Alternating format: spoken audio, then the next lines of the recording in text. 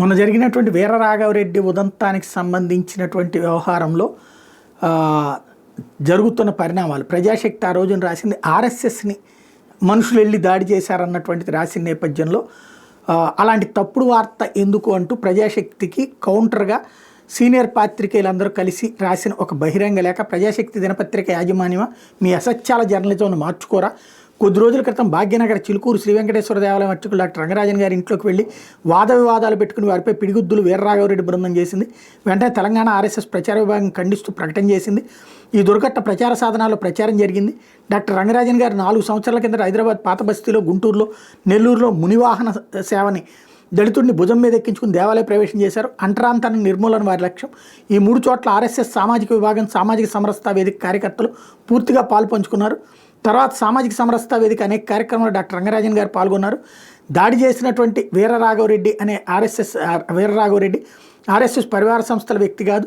Doctor Rangarajan గారు తమపై RSS పరివార సంస్థల వారు దాడి చేశారని ఎక్కడైనా ఎవరితోనైనా అన్నారా?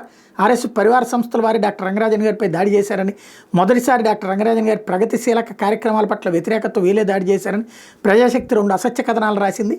ఈ కథనాలకు సాక్ష్యం ఏముంది? హైదరాబాద్ పాత బస్తీలో మునివాహన సేవను డాక్టర్ రంగరాజన్ గారు చేస్తే అమెరికాలో ఉన్న పూజ్యశ్రీ దలైలామా శ్లాఘిస్తూ ప్రకటన చేశారు. మీరు మీ ప్రజాశక్తి పత్రికలో పొగుడుతూ వార్త రాశారా?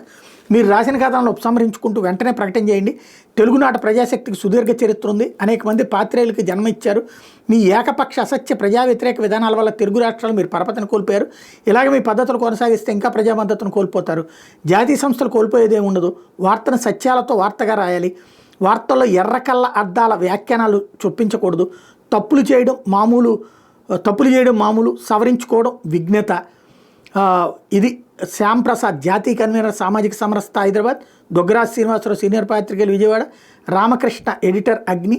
ఏ జయప్రకాష్, సీనియర్ పాత్రికేయులు నెల్లూరు. సన్నిధానం శాస్త్రి, సీనియర్ పాత్రికేయులు రాజమండ్రి. రాకా సుధాకర్, సీనియర్ పాత్రికేయులు హైదరాబాద్ కలిసి ఈ బహిరంగ లేఖ రాశారు.